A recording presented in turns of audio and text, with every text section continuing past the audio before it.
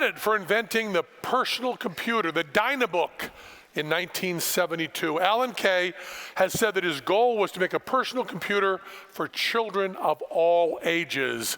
And he was a precocious child. He tells us that he learned to read fluently at age 3, reading about 150 books by the time he reached first grade. After Dynabook, he went to Atari.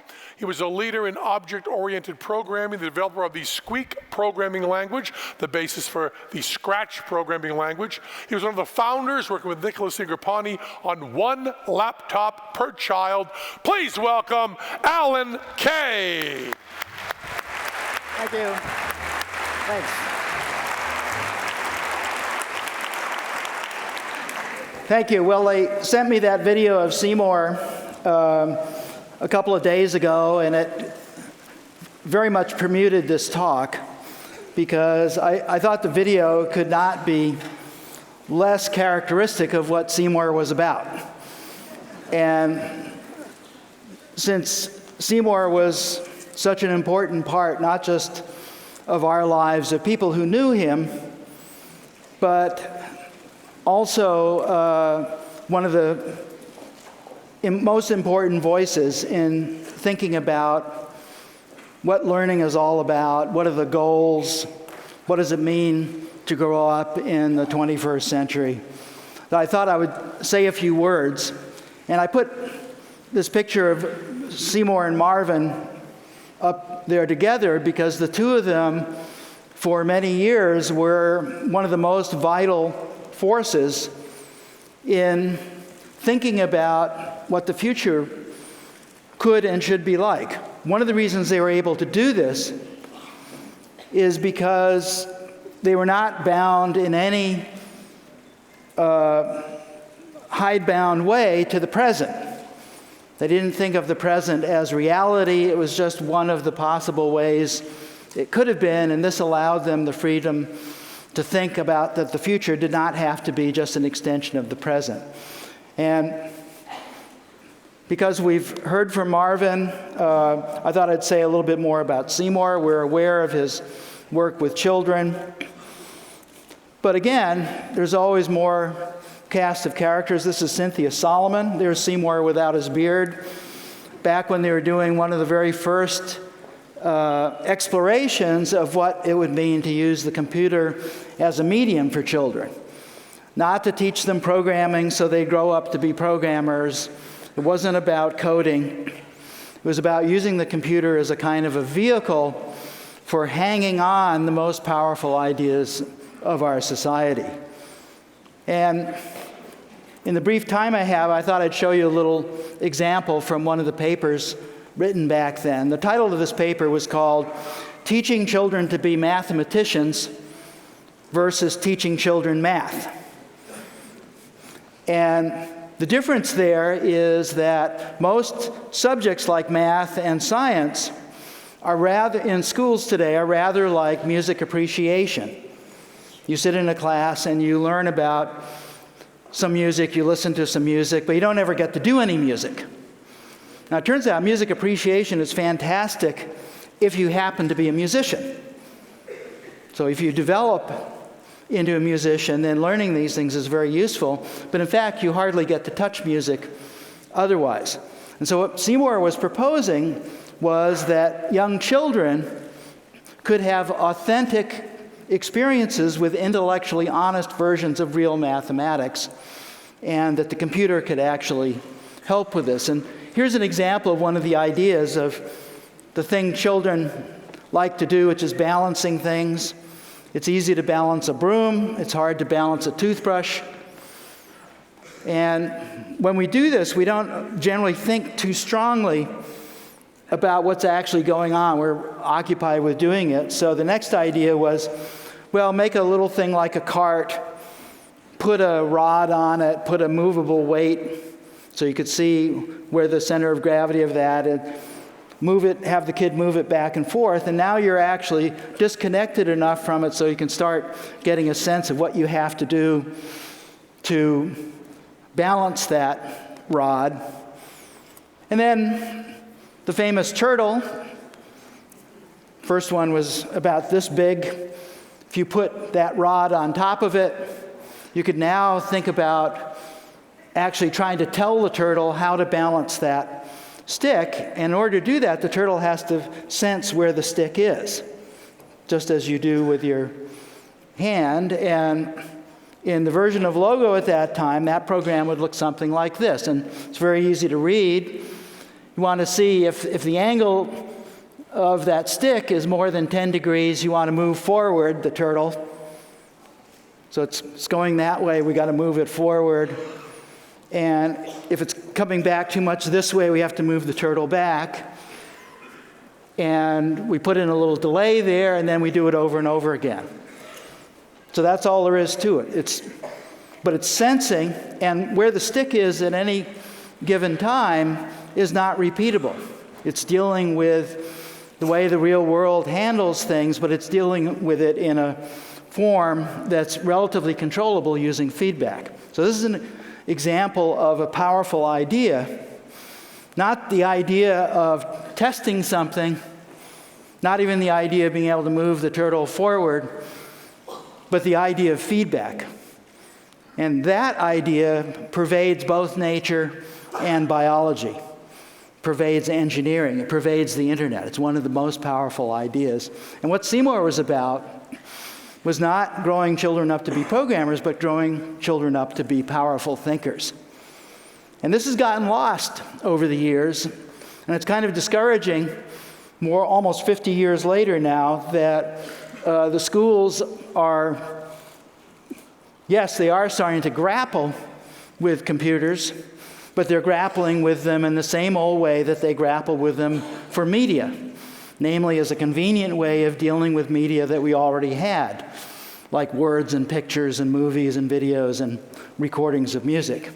But it's these other things that the computer is special about that Seymour wanted us to pay attention to, and he was one of the most articulate and beautiful spokesperson for this.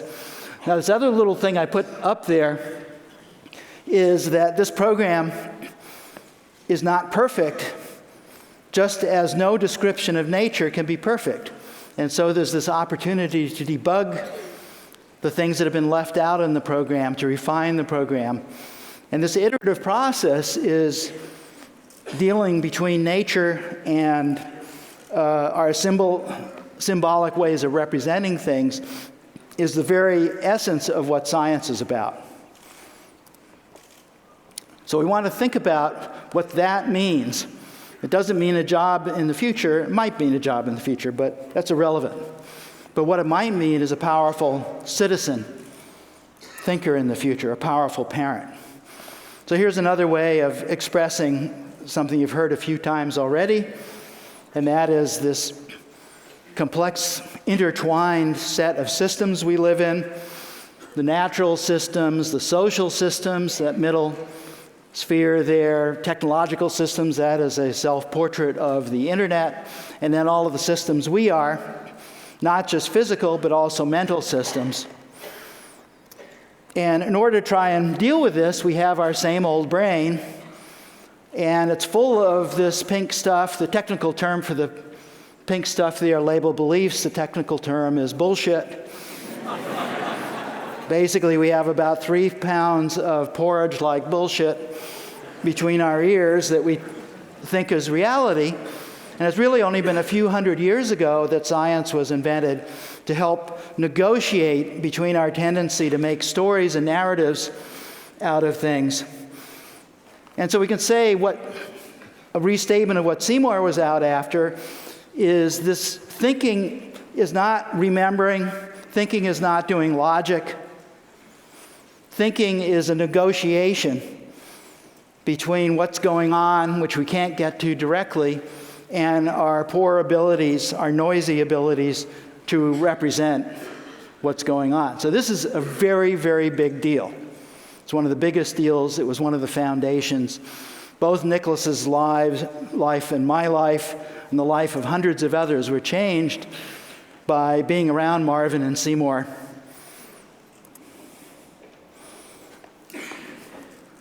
Okay, this is my music room. But the music isn't in the pipe organ. There's one right up there. I guarantee you there's no music in it. Somebody gets up there who can't play it, or somebody who gets up there who plays it mechanically, still not going to get music. But what you have is something that actually provided a vehicle, a motivation, a reason for composing some of the greatest music that has ever been composed. And the parallel idea here is the computer is an instrument whose music is ideas. So you can't just put children next to a musical instrument and have music happen. It happens in a musical culture. The trappings of a bicycle. This is a real bike, has training wheels on it, gewgaws. It's like putting frets on a violin. It's exactly the wrong way to learn. These are real adults, this is not a joke, who in their adult lives do races and stuff with training wheel bikes that they learned.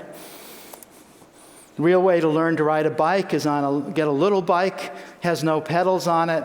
It's so low that the kid can just put their feet down. And so what they learn to do is to glide and turn into the turn and balance, all the things that have to do with real bike riding. And so very young children can really learn to ride a bike. This is a metaphor for the fact that user-friendly is not always friendly. So, and then we have this problem that Einstein is right, love is a better teacher than duty. What does that mean? It means that, boy, if you like it, you're going to work at it. Great idea. The problem is, what if the child doesn't like reading? What if the child doesn't like science? Things that the society needs them to like. So Montessori had a way out of that because children learn the culture around them. She said, look, don't try and teach them these big epistemological ideas that are difficult to learn. Just embed them in the culture, and they'll learn them because they're set up by nature to learn the culture. And this was an idea that Seymour was very deeply part of, and it's really part of the whole Media Lab way of looking at things. Okay, construction. These are the Tinker Toys. Marvin once made one of the world's highest structures ever made in a Tinker Toy when he was a kid.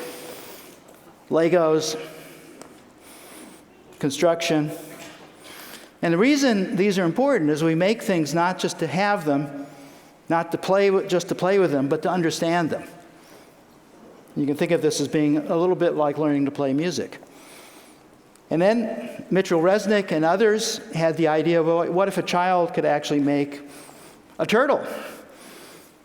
Now the technology is much less mysterious, and that turtle can be programmed. That led to the idea of Lego Mindstorms. And today I'm going to bring on the CEO of Lego, Jürgen Nudstorp, and I'm going to bring on Aya. I should have asked her how to pronounce her last name, but I'll just guess it's Badir, who did a lot of work here in the Media Lab about learning what you learn when you tinker around. And with that, I'll conclude my little talk here and bring on Jürgen and Aya.